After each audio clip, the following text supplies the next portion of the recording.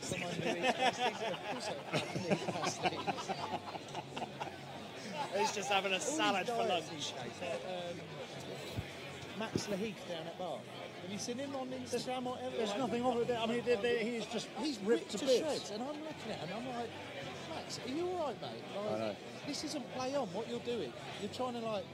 It's not play on that Mako's trying to change the prop game with all these fucking skills. But you're now trying to change the image of the prop. It's nuts. And I'm like, mate, this isn't play on. Me and Coley are sat there like, fuck this. Let's have another pass then. All right.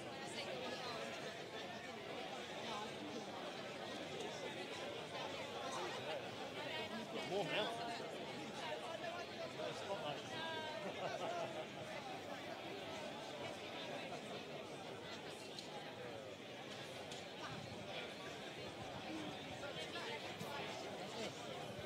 Well, Hollingford, you need that. It's not being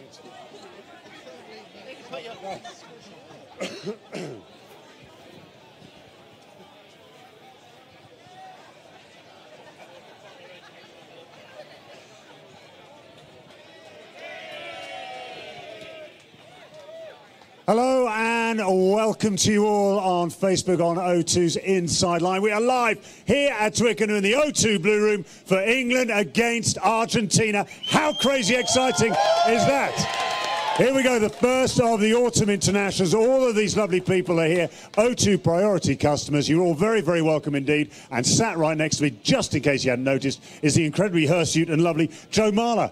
Did you say handsome? Hirsute. Hirsute. Hirsute. We'll go with handsome. It means hairy. Handsome as well. Okay, handsome and hirsute. Nice, thank you. Joe, great to have you here. Just taking a little bit of a breather in your rugby career at the moment, which is to our benefit.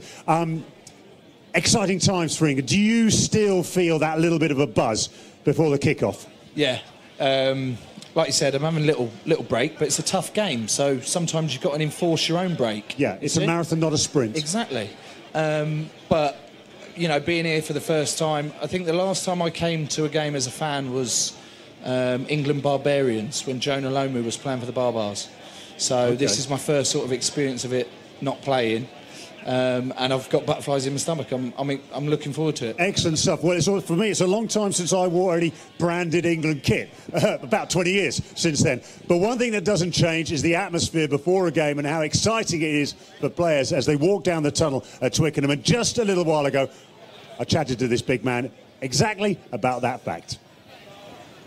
So we're in the tunnel at Twickenham underneath the West Stand, the England dressing room here. Joe, what are the last words that are said before the team comes out for the big internationals? Usually Skips, Deals will say his last bit, and then call on the leaders there with it, attacking points, defensive points, and then setting the tone with a mindset point really from Deals. And then we'll line up going into the door, and the door opens and you can see the opposition there. And that, for me personally, that's my moment to sort of eyeball the opposition and be like, right, ready, we're here to take you on. Are you a talker? Are you very quiet? Nah, quiet. Quiet? Believe it or not. Really? I get, as soon as that gets here, playing for your country, the nerves, you know, build up, and I just concentrate on my job because I don't want to cock it out. That would be a bad thing. What about, who are the noisy ones in there? Who are the guys who just jabber away all the time? Big voice is probably Ben Youngs. Yeah. You know, most nines have got a gob on him, but he's they get the job, well, exactly. But he's probably the most vocal there and loses his rag quite a lot because he wants to see the forwards up for it. And if you're not, he'll keep going. So. And if you're not, when you run out to here, this is a bad place to be if you're not up for it. But if you're ready, if you're primed, this is the best place to be on earth, isn't it? Yeah, the atmosphere, literally walking out this last bit here, there's no better feeling. Well, anyone who's done it has been very, very lucky indeed. There are thousands of people in this stadium and back in the Blue Room who'd love to do it. Let's find out what they think of the day. Great stuff. Excellent. Well, the clock is ticking for England's first game of the Autumn Internationals against Argentina. Joe, you've obviously been preparing with the team. What's the mood in the camp? Yeah, having spoken to a couple of them, boys are positive. I mean, there was a slight bit of negativity from them because trainers ramped up again. And I said, surely not. It can't get any harder than what it was. And they said, yeah, they've found a way to make it harder. So they've been worked really hard out in Portugal, and then this week back at Penny Hill. But they're ready to rip in. And what about Eddie Jones? He's a man who likes his mind games, doesn't he? He likes just to chuck a few little barbs out there to motivate the players. How do you respond to it when those moments when you feel he might be having a little dig at you? Like you said, he's a character. He's not shy of telling you how he feels. He'll usually drop it down in a text to me if there's an issue or a work on, and I'm just, yes, boss, no, boss, 3 bags full, boss, you know, because I don't want to upset him, because I've heard, things about he can lose his rag, and luckily he hasn't yet. Good stuff. No, keep on the right side of him. The lovely Kimberly has got some questions which have already been sent through. If you do want to keep your questions coming through to Joe, then please do that on Facebook. So this is from Arthur from Grimsby. Arthur, are you here, or have you done this online? You may be sat at... There's Arthur. Hello, Arthur. Hello, Arthur. Excellent. So, dear Joe, what is a good Christmas gift for my 62-year-old wife? I think this is the agony Uncle Joe. What is a good Christmas gift? What an Arthur. You know those bacon... Christ, it's... I know we're snug in here. I'm really sorry if I'm giving you the elbow like that. I'm sort of... He was Hagrid, you know, like, he's massive. Yeah, have a free drink thing. There you go, have a drink. There you go, you can have one as well, because we're crushing you. There we go. Well done. Free drinks all round. Hey, crazy time. You know those really posh, nice baking bowls? Baking bowls? Yeah, you know when you do baking, there's like these posh bowls. One's like cream-coloured. Okay. Can't remember the name. Yeah, no, I know what you mean. This is for Arthur. Arthur, buy one of those. Yeah. So Arthur, really what we're looking at is social stereotyping here. Basically, I'll take it your wife isn't here for the day because she's in the kitchen baking, which is what Joe reckons she should be doing. Maybe some fairy liquid as well. That would go down well.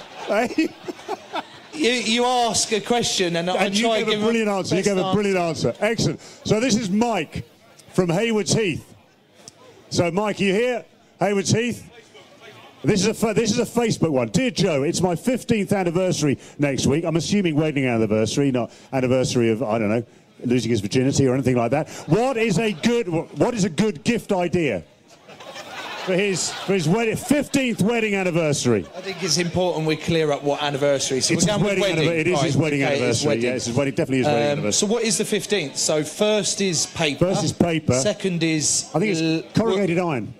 15th is corrugated iron. Can we have that confirmed by anyone quickly? Anyone know what your 15th wedding anniversary is? Your 15th wedding anniversary, you've got to buy a shed with a corrugated iron roof. A shed? A shed. A shed. What else is made out of corrugated iron? Got a shed. Oh, here we go. We got another one off Facebook from Elton McMurray. Who's wrote that? I don't know. How old is he? There we go, Eltham McMurray. That is the writing. There we go, Eltham. So, Eltham McMurray, what are your pre-match routines? Pre-match routines. I wake up. That's a good one. That's a good start. Yeah, I've got to be on time. Good one. Yeah. Punctual. Got to be punctual. Yeah. I get the kids ready for the day. Okay. Get them dressed, and then have to get them redressed because what I dress them in isn't up to scratch, according to my wife. Yeah. So then you redress. We all have that problem. Then I'll have some breakfast, chill out a bit, and then start my journey of about an hour and a half, 2 hours to the stoop. That's a long old journey in. Yes. Yeah. But it helps me zone in, you know. Okay, and what about on an international day? Does that change, or do you try and keep... Obviously, you're going to be in camp. Yeah. But do you try and keep as many of those routines the same? Obviously, I don't have to dress the kids when I'm in camp, which is, you know, sometimes I dress Dan Cole and others, but, you know, mock it up. But no, you just have your lunch. You know, I try to stay as relaxed as I can because as soon as I get here, it starts getting quite tense and involved. So just stand relaxed, chill out a bit. And in the dressing rooms, do you all change in the same places? Have you all got the same peg in the Twickenham dressing room? Yeah, where it is, you'll have the pack all in one corner the 9, 10 together, the back line together, and then the subs all together there. Okay, so forwards in one place, backs playing hide and seek down the other end. Yeah, exactly. So Neil from Liverpool. Dear Joe, what's your favourite kind of meat? I'd have to say it's chicken thigh. Very specific. Without the bone. Okay. Because it's got a little bit more fat. Yeah. And a lot more flavour. Good. So we like to bring you tips here as well in the O2 Blue Room. So hopefully you'll take away a little bit of rugby knowledge and maybe some culinary designs. I don't know whether Arthur, your wife, could just mix something up, maybe some herb flour in that mixing bowl, maybe some thighs, chicken thighs. Yeah, make sure it's a different bowl though. You don't mix meat. Cross contamination is a bad thing. Exactly. Yeah, absolutely. Safety, very important in Joe Marler's life. Susie from Clifton Rugby Club. Dear Joe, oh, look at this. What sort of gravy do you go for on a Sunday roast? Very food-based questions. I like it. I like it. Yeah, I do like very it. food-based. I like this. Oh, excellent. Thank you very much. Bisto. I don't do the gravy. What do you mean you don't? Man, you don't make your own gravy. No, I don't do roast, to be honest, mate. I go out for them. Man. It takes Well, you ages. scrape all those little burny bits off the bottom of the pan and you mix them Well, all up. what's your favourite gravy then? Well, yeah, well, you do. You mix off. So you've got your roast. Oh, Christ, here we go. Okay, you take the roast out. You drain make sure you get rid of the fat. Yeah. And then a little bit of flour. Why? And then you mix it up and get this sort of nice little paste. Surely you want the fat? No, you're not for your gravy because it doesn't mix properly. Oh, there you go. And then Every day's a learning day. Every day's a school day. Well, we need to talk. Half time, we're going to talk about gravy. Okay, this is from Ali Gray, not Ali Gravy. Ali Gray on Facebook. Ali, thank you very much indeed. What will you buy James Haskell for Christmas? A water fountain?